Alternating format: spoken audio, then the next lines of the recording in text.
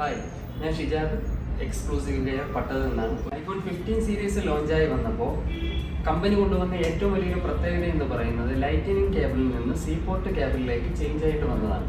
അപ്പോൾ ഇങ്ങനെ വന്ന സമയത്ത് നമ്മുടെ സാധാരണ 15 സീരീസ് യൂസേഴ്സ് എല്ലാവരും നോർമലായിട്ട്, എല്ലാവരും അല്ല, ചില ആളുകൾ ചിന്തിക്കുന്നതെന്ന് പറയുന്നത് യൂണിവേഴ്സൽ ടൈപ്പ് നമുക്ക് സി പോർട്ട് ആൻഡ്രോയിഡ് ഫോണിലൊക്കെ യൂസ് ചെയ്യുന്ന സി ടൈപ്പ് കേബിളുകൾ ഐഫോണിലും യൂസ് ചെയ്യാം എന്നുള്ളതാണ്.